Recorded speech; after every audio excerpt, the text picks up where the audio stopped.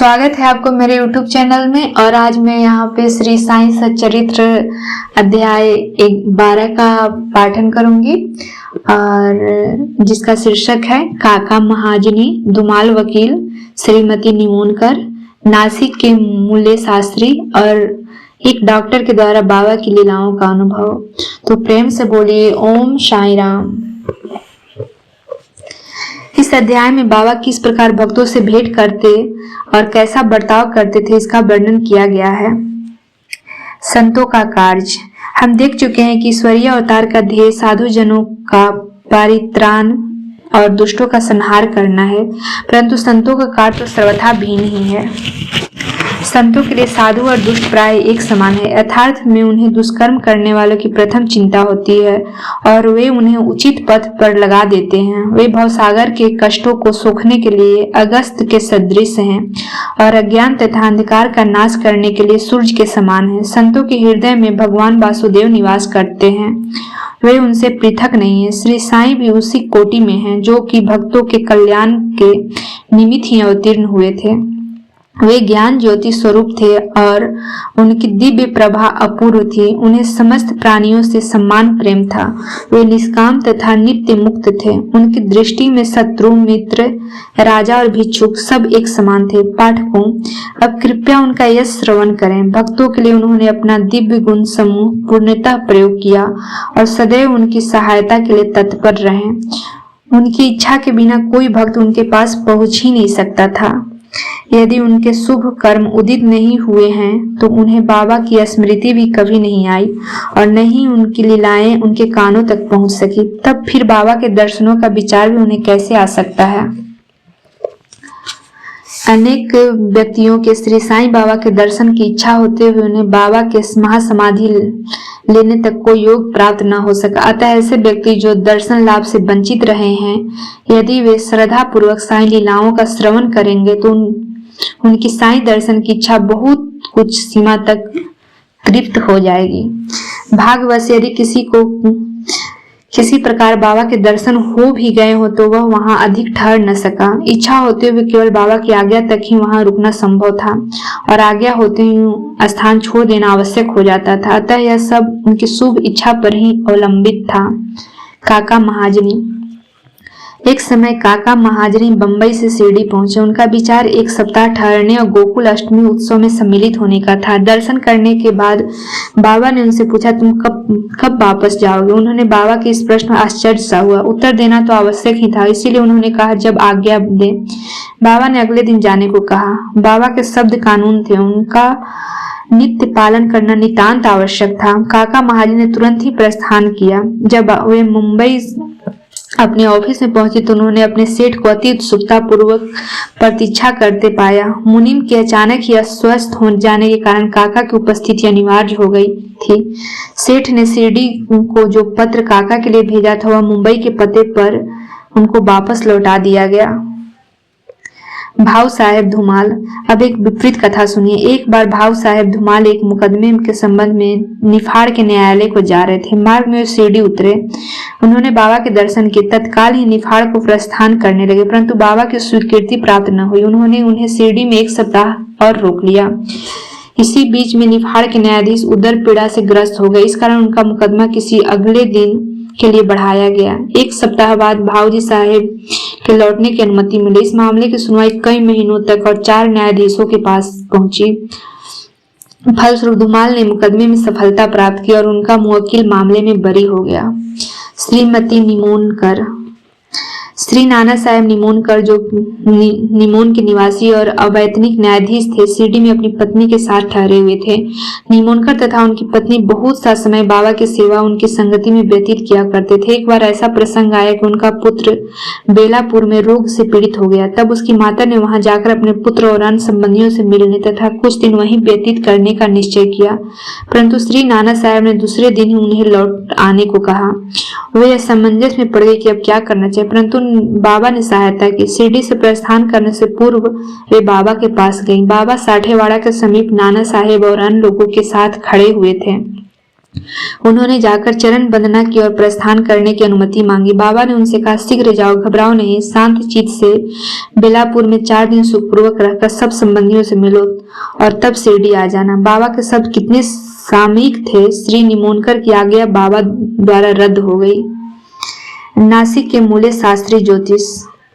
नासिक के कर्मनिष्ठ अग्निहोत्र ब्राह्मण थे जिनका नाम मूल्य शास्त्री था। उन्होंने 6 शास्त्रों का अध्ययन किया था।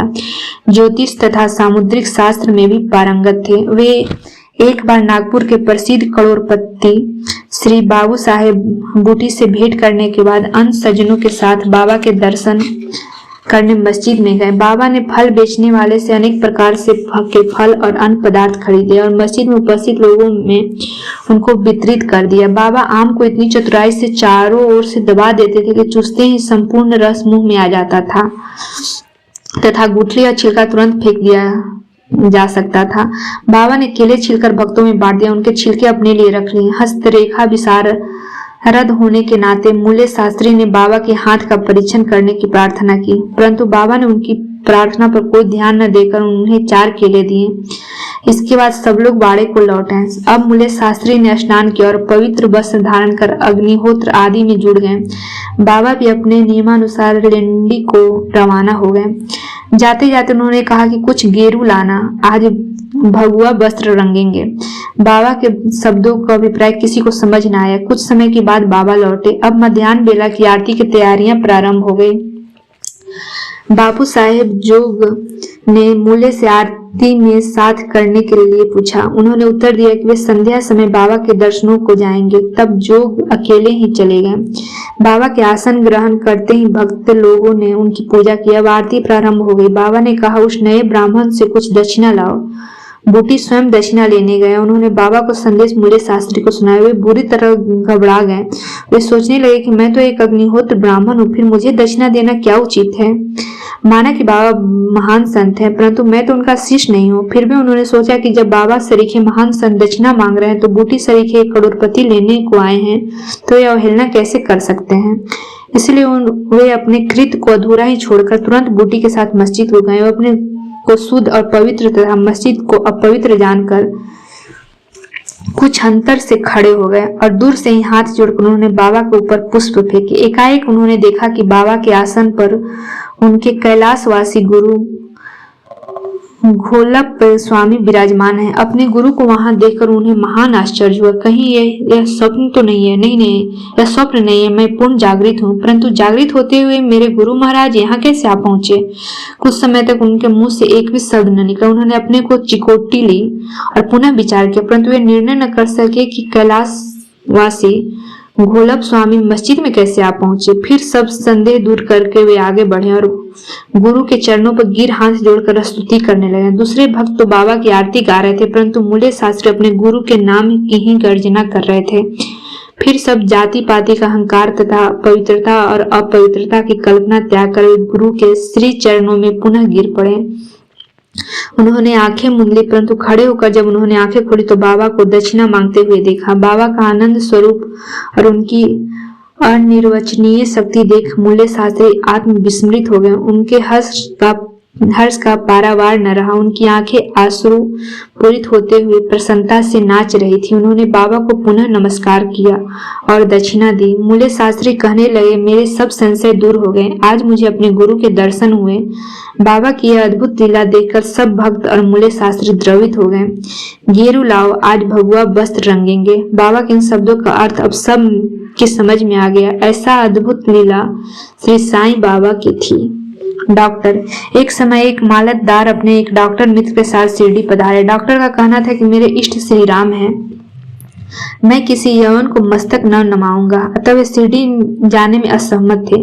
मालतदार ने समझाया कि तुम्हें नमन करने को कोई बाध्य न करेगा, नहीं तुम्हें कोई ऐसा करने को कहेगा, अतः मेरे साथ चलो, आनंद रहेगा। वे शिरडी पहुंचे और बाबा को दर्शन को गए, परंतु डॉक्टर को ही सबसे आगे आते देख, बाबा की प्रथम चरण वंदना करते देख सबको बड़ा विस्मय हुआ। लोगों ने डॉक्टर से अपना निश्चय बदलने और इस भांति एक यवन को दंडवत करने का कारण पूछा। डॉक्टर ने बतलाया कि बाबा के स्थान पर उन्हें अपने प्रिय इष्ट देव श्री राम दर्शन हुए और इसलिए उन्होंने नमस्कार किया। जब वे ऐसा कह रहे थे तभी उन्हें साईं बाबा का रूप पुनः दिखने लगा। वे आश्चर्यचकित होकर बोले, क्या यह स्वप्न है? ये यवन कैसे हो सकते हैं? अरे अरे, यह तो पूर्ण योग अवतार हैं। दूसरे दिन से उन्होंने उपवास करना प्रारंभ कर दिया। उन्होंने प्रतिज्ञा की, जब तक बाबा स्वयं बुलाकर आशीर्वाद नहीं देंगे तब तक मस्जिद में कदापि नहीं जाऊंगा। इस प्रकार 3 दिन व्यतीत हो गए। चौथे दिन उनका एक इष्ट मित्र खानदेश से शिरडी आया। वे दोनों मस्जिद में बाबा का दर्शन करने गए। नमस्कार होने के बाद बाबा ने डॉक्टर से पूछा, आपको बुलाने का कष्ट किसने किया? आप यहाँ कैसे पधारे? यह प्रश्न सुनकर डॉक्टर द्रवित हो गए और उसी रात्रि को बाबा ने उन पर कृपा की। डॉक्टर को निद्रा में ही परमानंद का अनुभव हुआ और वे अपने शहर को लौट आए। तो भी उन्हें 15 दिनों तक वैसा ही अनुभव होता रहा है। इस प्रकार उनकी साईं भक्ति कई गुना बढ़ गई। उपर्युक्त कथाओं का शिक्षा विशेष मूल्य शास्त्री की यही है कि हमें अपने गुरु में दृढ़ विश्वास होना चाहिए। अगले अध्याय में बाबा की अन्य लीलाओं का वर्णन होगा, तो प्रेम से बोलिए ओम साईं राम। अगर वीडियो पसंद आई हो तो लाइक शेयर एंड सब्सक्राइब करना न भूलें तथा कमेंट में प्रेम से ओम साईं राम जरूर लिखें।